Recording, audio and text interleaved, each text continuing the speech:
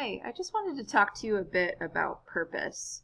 Purpose is one of several factors in writing that fall under what's called the rhetorical situation of an assignment. So that word rhetoric or rhetorical means language that's used to persuade. And most writing that you're going to do for college involves some form of persuasion. So the rhetorical situation really just means the writing situation with several factors that you need to consider that are going to determine how you write any assignment. So maybe an analogy that I can make is for those of you who play sports, probably a lot of what you do in practice is prepare for different situations that you might face when you're in a game or competition, right? So, practicing what are you going to do in a pick and roll situation? What are you going to do when they put their best player in? It's preparing for all of these different scenarios that might occur. And, depending on that situation, you may play in very different ways. The same is true when it comes to writing. Depending on what the purpose of an assignment is, you may have to write completely differently than you would for an assignment with some other purpose, right?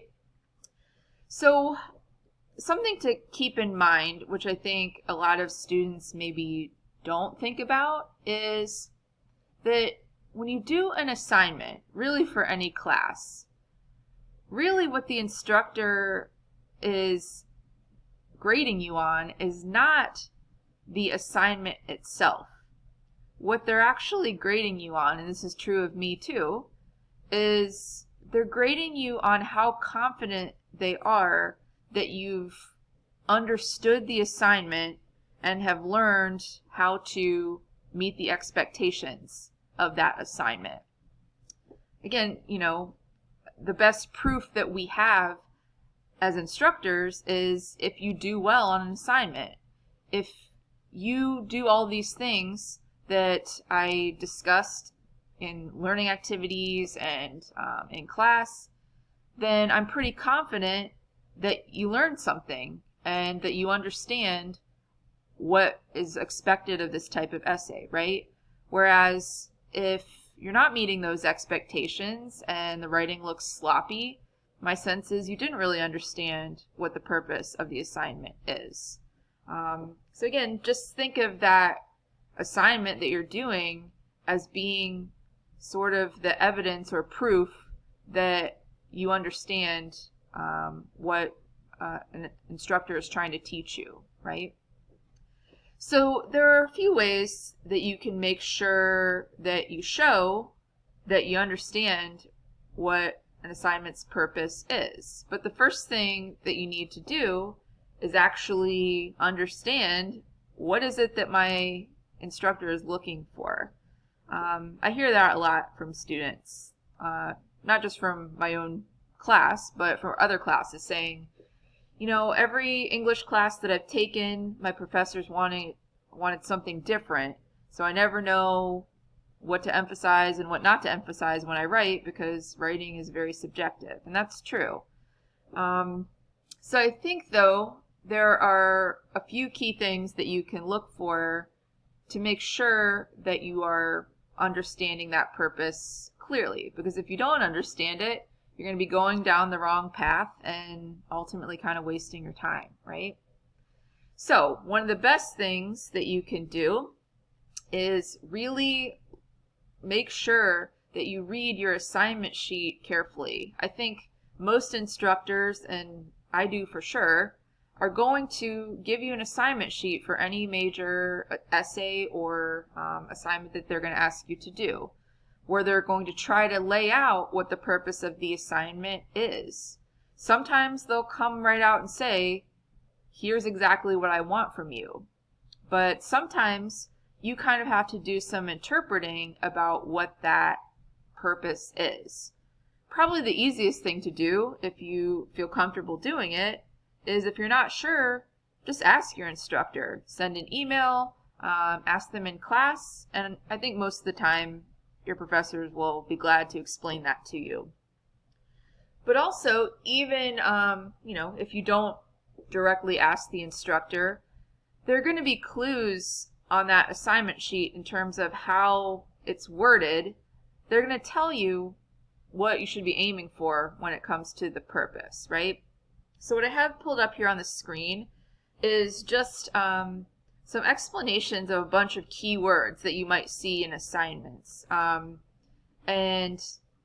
this is meant to show you what sort of purpose you should be aiming for when you see these words, right? Again, some are going to be more obvious than others. So let's just go through quickly several of these, okay? And again, these are keywords that you might see for an essay assignment, for just like a shorter, smaller assignment, for like an essay for a test. So essay questions in a test, you might see these sorts of terms. But again, this is just kind of an explanation of what those things mean. So one you're probably going to see a lot in college is the word analyze. We in class are going to talk about analysis a lot. We've already been kind of doing it, but you're actually going to write an analysis assignment for me next after your literacy narrative. But when you see that word analyze, like it says here, it means identifying parts and showing how the parts relate to each other to make the whole. So the word analyze, it really means to break something down. Break it down into its parts and talk about how those parts are related and how they contribute to the meaning of something, right? So again, if you're given an analysis assignment and you're not doing that, then you're not really meeting the expectations or fulfilling the purpose, right? If you see words like assess or criticize or evaluate, in a case like that, your purpose is to judge something, right? So this sheet here is talking about determining the importance or value of something, developing clearly stated criteria by which to judge something and to comment on how well this thing meets those criteria, right? So a really obvious example of this would be like a movie review, right? Where you take a thing and judge how well it worked, right? So how were the special effects? How was the storyline? Things like that, right? So again, if you're not giving your opinion or talking about criteria, you're not really fulfilling the purpose of evaluating something.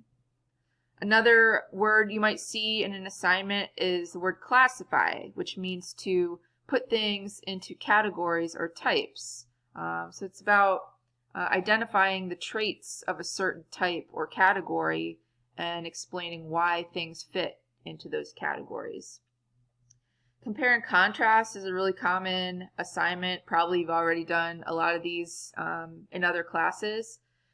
But the purpose of that assignment is to talk about both similarities and differences between two things. What I see a lot in comparison contrast assignments is people focusing on one or the other, like either talking about similarities or differences. But if it's a compare and contrast essay, you need to talk about both, or else you're not fulfilling your purpose.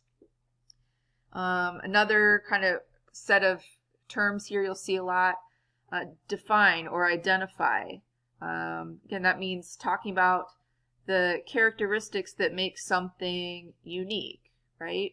So they talk here in this handout about placing something in a general category and then talking about how it's different from everything else in that category. So just as an example, if I were trying to define or identify what a basset hound was, the general category I would put it in is dogs.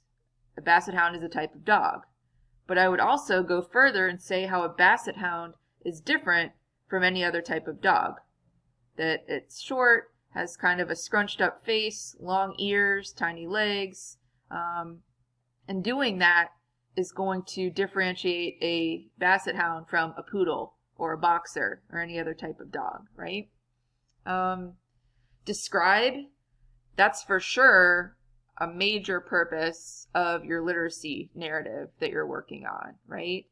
It should contain a ton of description because that's really what's going to help the audience relate to your experience. And I should say, an assignment can have multiple purposes.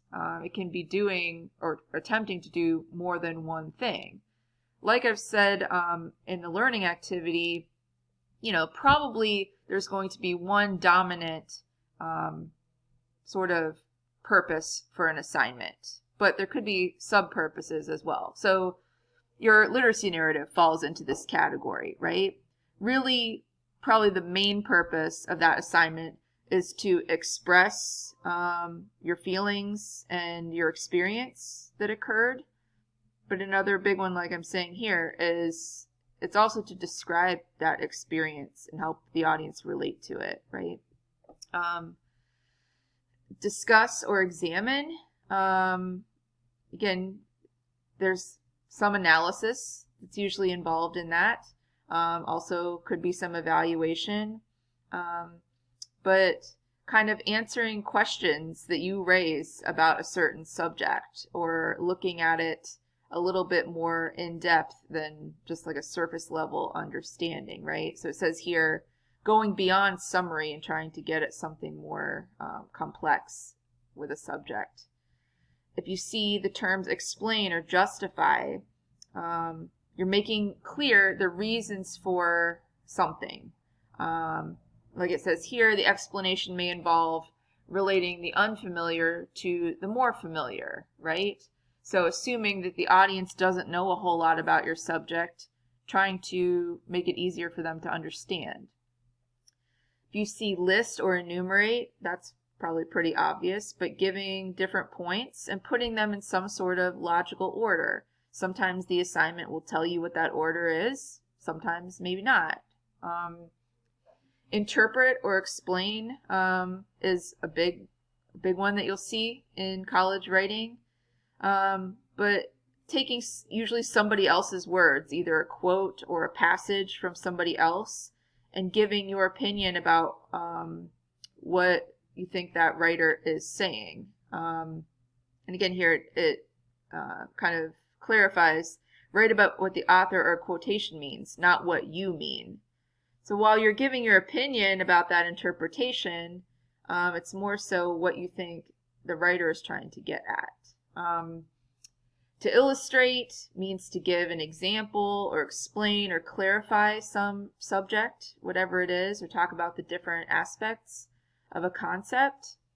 If you see terms like outline, trace, review, or state, that's where you're going to organize a description under main points and sort of subpoints, not including a million minor details, but kind of stressing the classification of the elements of a problem or the main points in some issue, right? So again, that is probably pretty close to identifying or listing in some ways as well. And then maybe kind of a final set of terms you might see are things like prove or validate. That tells you the assignment needs to include evidence, not just from your own brain necessarily, but maybe including some research or a quotation from an expert, right? Again, you're trying to prove that something is true and giving some sort of support or reason why you think that is. So, this isn't a complete list. I think these are probably the most common terms that you'll see in assignments, but it's just a matter of sort of learning what's expected with each of these different terms that you might see.